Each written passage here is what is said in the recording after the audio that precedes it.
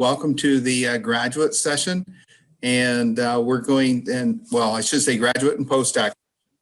And we're going to try to just make this an informal dialogue and conversation. So I'll facilitate as needed, but right now we can go two directions. Obviously, you have questions you may want to ask. Feel free to jump right in. If there's silence, then Stephen's going to help identify the questions that were not answered in the webinar, and we'll go to those. So we'll open it up first. Who has questions that you would like to ask at this moment? Right here. Can we talk to you guys like with the chat, or should we submit the questions through the chat feature? This is a small enough group that was 17 of us here. Please go ahead and feel free to ask audio. Either way. Gotcha. Okay, so here's my question. Like, what I did join the meeting late. I had some trouble logging in, but Dr. Page shared this story that basically boils down to you getting lucky with your research advisor. Like it's like you basically you were gonna have a kid, and it just so happened that the research advisor that you had ended up being super friendly to you. But most of the not super friendly, but like an amazing mentor that helps you get through this really tough period of your life. But most of the grad advisors that I've spoken to work really, really hard not to involve themselves into their students' lives. It's much more of like a business relationship. But even to the extent of like the stuff that they should definitely help you out with, they don't want to help you out with. Like they don't want to do career mentorship. They don't want to help you understand the lay of the industry. They don't want to help you figure out how you can apply your skills that you gain as a researcher to find a job later and stuff like that, which are, in my opinion, when it comes to fields like biophysics, which I was undergrad, by the way, that's very invaluable. It's almost more valuable than the actual research skills that you gain. So how would you say, how could we solve problems like these? How can we encourage this level of mentorship if people don't want to do it? It's almost like finding a needle in a haystack when it comes to finding an advisor that's willing to mentor you in any way, shape, or form beyond how to measure something on a piece of equipment. Yes, you are actually hitting the nail just on the head. I fully recognize, and it's a recognition of other people in my graduate environment, that my advisor was rare. And the really interesting piece was that, he was less popular as an advisor because he wasn't doing all of the super, gotta go into science cell or nature type work. He was really focused on training. He was also the director of graduate studies, and he definitely wasn't perfect. I'll say that there were things where there were times when there was tension. There were times where we both needed to grow. So, I absolutely have to acknowledge that because I'm very, very fortunate. And I will say too that there were parts of it that neither of us knew what life was going to bring up for me as a graduate student. There were so many things that were just unexpected, and I rotated. So typically now you see more of kind of like this sort of rotation. You kind of spend some time with different advisors, and you decide to join someone's lab or group. But even then, you can kind of get it wrong. What you see in whether it's 6 weeks or 10 weeks or 12 weeks, typically doesn't really tell you the fullness of what someone is willing to invest. What I believe is important here, to answer your question, is that as we really talk about equity and as we really talk about systemic change and what's necessary, we have to visit the advising relationship, and we have to visit what are expectations that should be really truly baked in, and how are institutions and departments holding advisors accountable. Most of the time, and this is something that's really big that you see come up in policy conversations too, is there is not a point in time where, when you're in your graduate career and in your postdoctoral career, where you're actually taught to mentor, and you might not have a good mentor to teach you to mentor. And so there's a lot there that I think is missing that we need to begin to kind of consider more deeply. You see things in funding that indicate some attention to this piece, where, for example, with I believe both NSF and NIH, kind of some of that funding for the individual. I'm thinking particularly of like F-31s or F-32s, which are kind of like grants for an individual to be trained and prepared for the next step. So for a graduate student to be successful and be trained, in order to prepare for the postdoc stage, for example. Those you begin to see, we're starting to see training statements really take on a critical part of actually getting those grants and of scoring those grants. The hard part is that most advisors, by the time they're, supporting a graduate student or postdoc writing a grant, they know how to make themselves look good on paper. So, how do we begin to say, well, what does an effective advising and mentoring relationship look like? And how do we evaluate that in a grant, for example? And then we also need to begin to look at the committee setup. Most of the time we think of committee setups as being instructional, as being guidance for a graduate student, for example.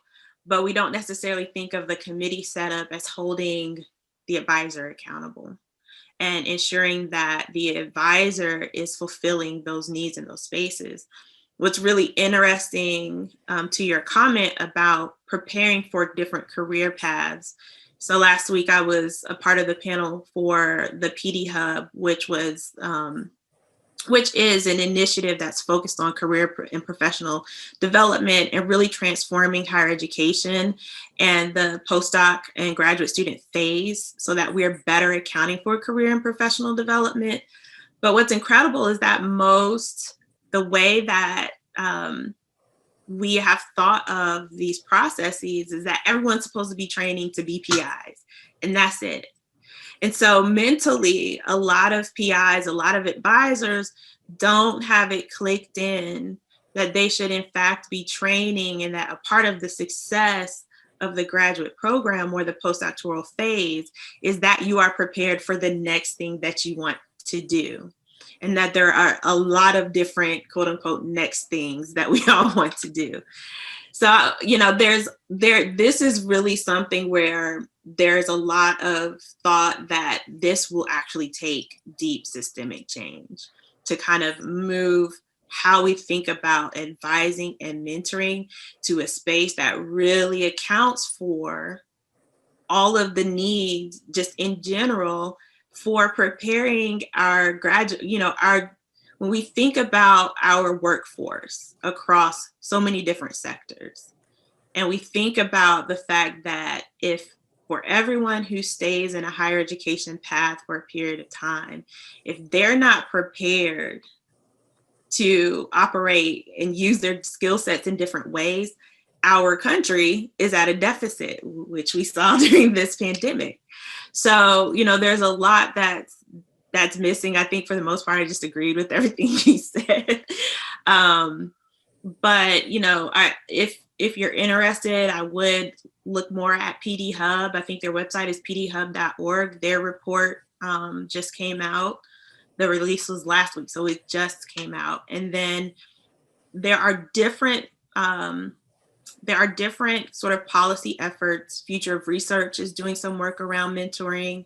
They're a great organization. I serve on their advisory board too, but they're doing amazing work, and they're more grassroots too. So, you're going to see a different type of conversation and different type of movement around those types of groups. But also keep an eye out on the NIH. They should be revisiting their early career, the Next Gen Researchers Initiative, which is also going to bring in mentoring. And so it's, there's a lot there, but it just it's such a big issue, basically. I gotcha. Right. Thank you, Dr. Page. Could you mention the last resource or group that you serve on the advisory committee for, that we could just maybe Google and post a link in the chat so we didn't? Yes. Yes. So it's called Future of Research. Future of Research. Okay. Yeah. Yep. Nice. So if someone Googles that and finds a link, let's just get that in chat. That'd be great. Yeah. So it's futureresearch.org. okay, excellent. I don't have a direct link to the mentoring arm, but I think it's fairly easy to find, even though I know they revamped the website, so I could be wrong when I say that. Oh, the excellent resources. The clock is ticking, and these are precious moments. So who has another question? Good question, by the way, to get this started. Sure, I have a quick question. What are you seeing in the research when it comes to international students? When we talk about equity, are you seeing that they are either centered or included in much of the research? When we talk about marginalized groups within higher education, what are you seeing in that regard? I would say, part of the problem that I have with some of the research, and I'm not, I will have to say too that I'm not completely dug in. Like, to put research on equity in context, at the ARC Network, we have a resource library, and we have over 2,000 resources in there. And even when I go in my role to just try to support people in finding resources that they need, there's this gap in thinking about international populations, and it kind of happens in two ways. One is that there tends to have to be an urgency first, and then a reaction to look at international students and postdocs.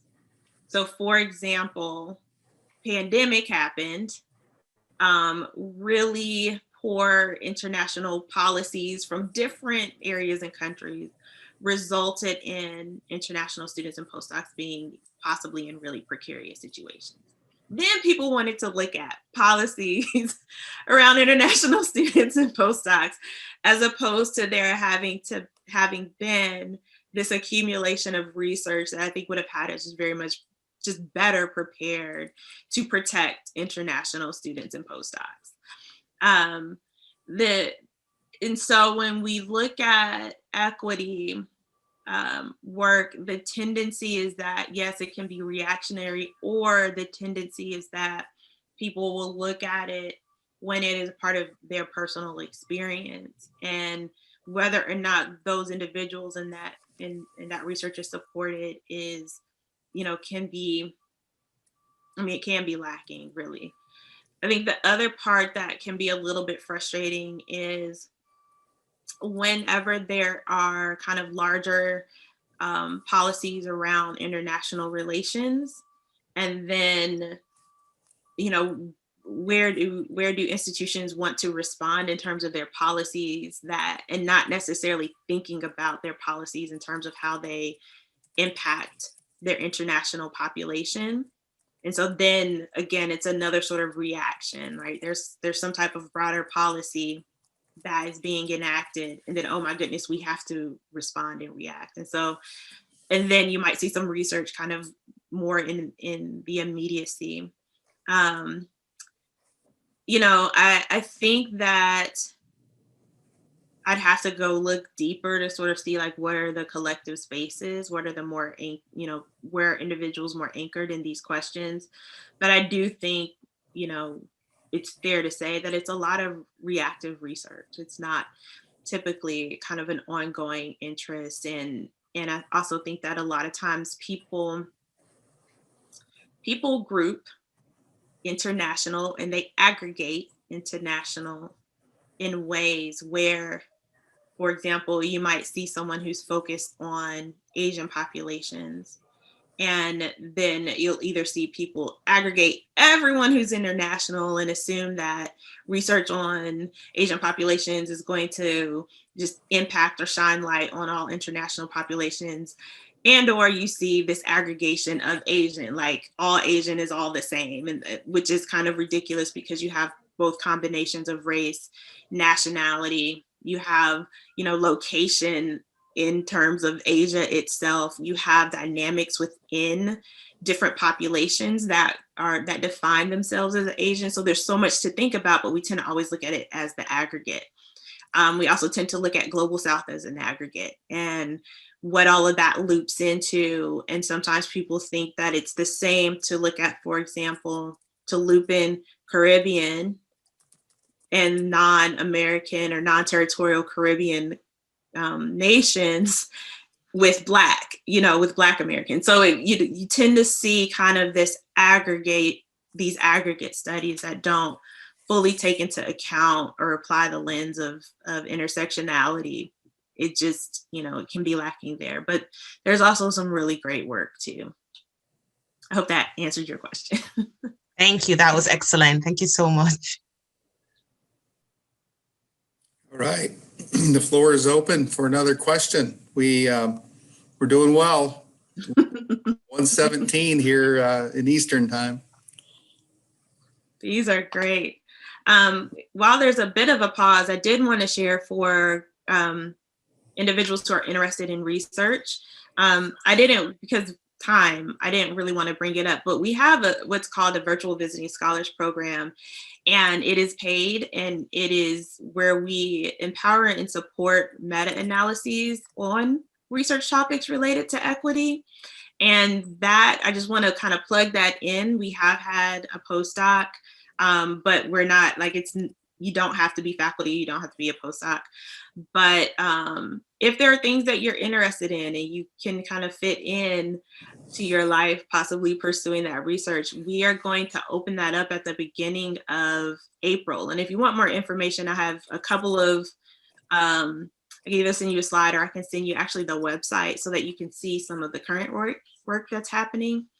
But if you're interested in research where you're applying meta-analyses or doing some curation of what's already out there and looking for themes related to equity, like definitely keep that in mind and consider it.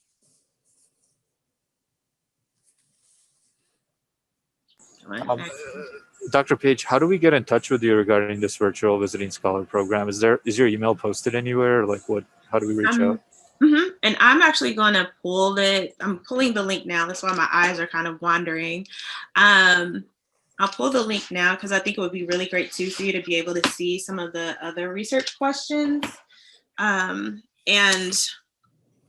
the reports for not the current cohort, they're not at the end, so their reports aren't up, but you can still get an overview of their work also and just sort of see kind of where really people can propose so many different topics as it relates to equity. So I'm going to drop that in, and then also I'll drop in my email, my contact information, and we also have a contact link on the website, and I'll be able to see those if you use that too.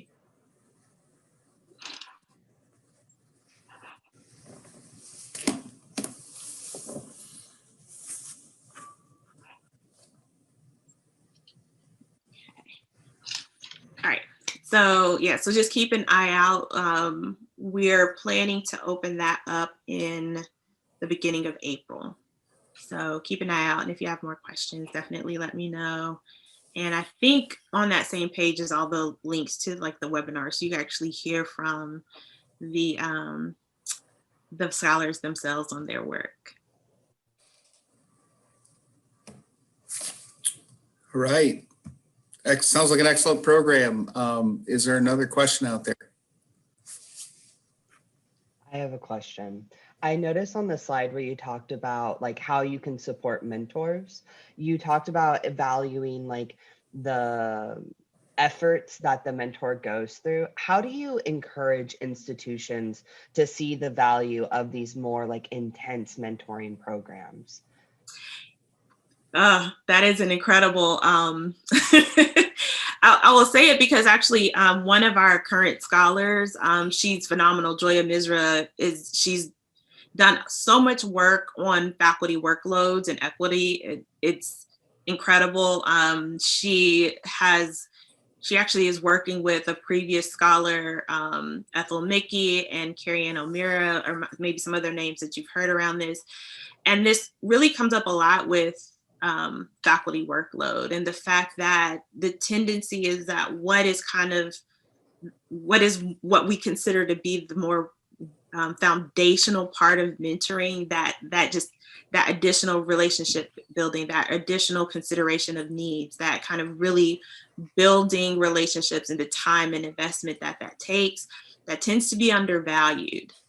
And it tends to be that, particularly when you sort of put all those things into like service, when you're looking at tenure and promotion, as opposed to like really putting it into, part of like your role and responsibility as an advisor. I think that kind of also speaks toward some of the issues brought up earlier in our conversation. And when you're looking at that also in the context of women and women of color, and in the context of the pandemic, where we are really seeing a lot of inequity, and then also in the context of, again, those overlooked identities, often in analyses and studies where we're not looking at disability as an overlapping identity. We're not looking at LGBTQ plus as an overlapping identity. And what does that mean for what those faculty are having to, I guess, what all they're having to be within their role, because they are so invested in success of students and postdocs who are typically isolated or made invisible, or whose needs just are undervalued as being critical. So I hope I'm answering your question in terms of just highlighting those research spaces. And, it's one of the places where I get a little bit disheartened too. It's not the only place, but I get a little bit disheartened because I have so many friends who are faculty, and they're just not supported in being the kind of faculty they want to be.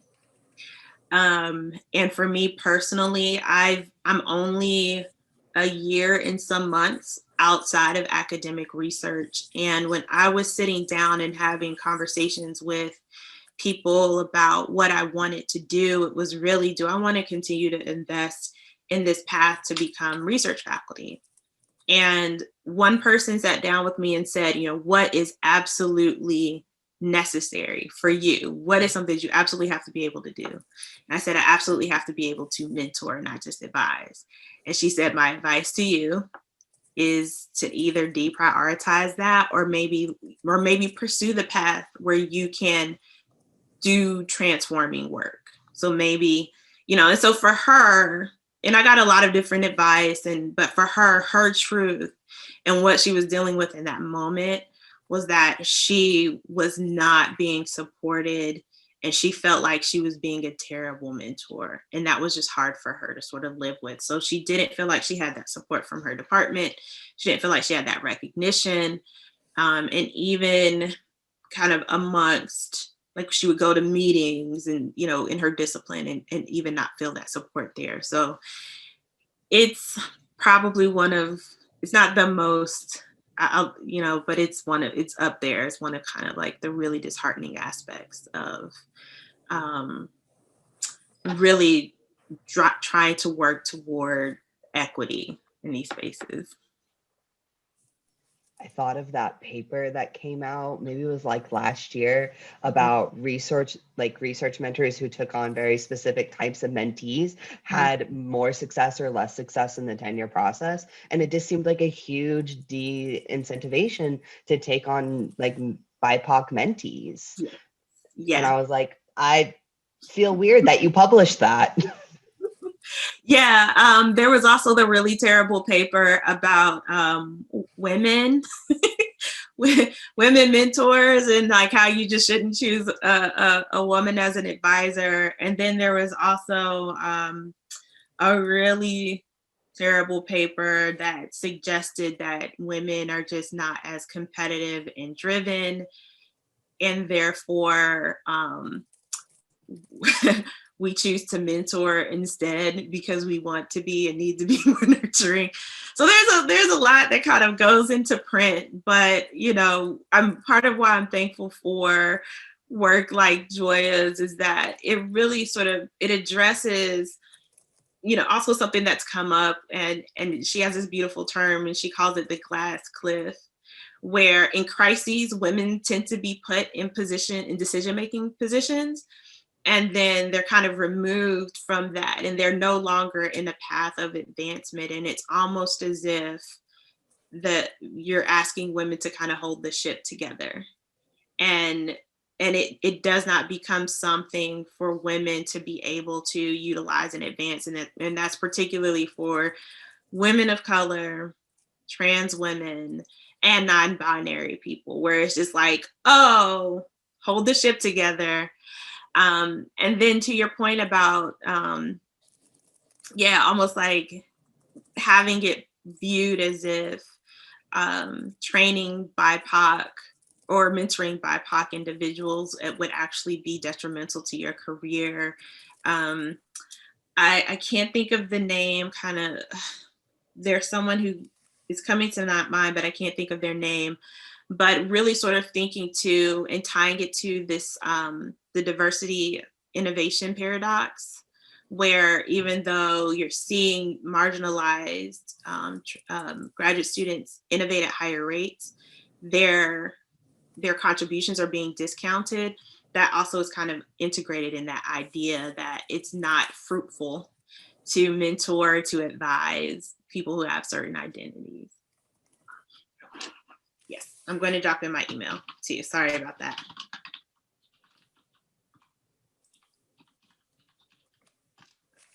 I'm going to stop talking. I think we have like 2 more minutes.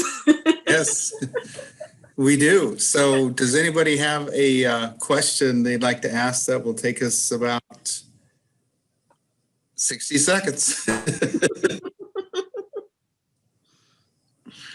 Or we can give people time back. All right, I have like a closing question if nobody has anything to say, but I've been speaking a lot, so I want to give the forum to someone else. Sure. Well, I don't hear anybody speaking up, and so go ahead. All right. So what, Dr. Page, like what keeps you going? All right, we talked about all these depressing systemic problems. Like, what's the silver lining? Why should we continue the fight? Like, what's the point of trying to break into this industry? I have 2 silver linings. It's talking to graduate students and postdocs and knowing, my belief is that there's a decision that we deserve to make. We deserve to make a decision and to pursue these careers. And yes, baseline, it's hard. It's hard work. But I think that it's fair to say that the way that a lot of these systems are built, some people don't just get to wake up and make that decision and know that if they put in hard work, that they'll get to and that they'll advance and be successful.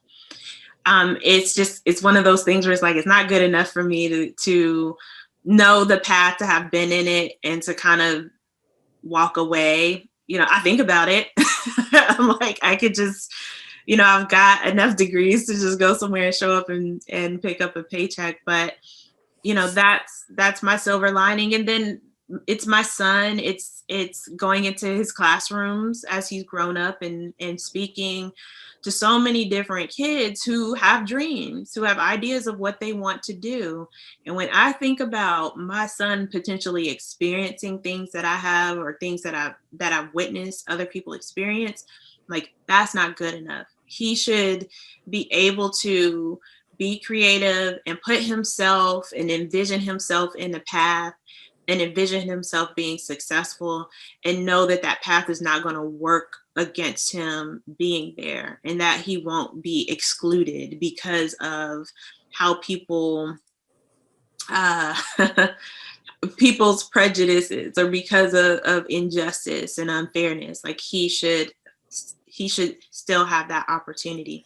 So, you know, those are my silver linings. Those are the things that kind of keep me going. I have an amazing team. I have mentors. I think you definitely need mentors to do this work. You definitely need inclusive spaces to do this work, because you need to kind of break up like being intensely focused and always kind of absorbing all the data.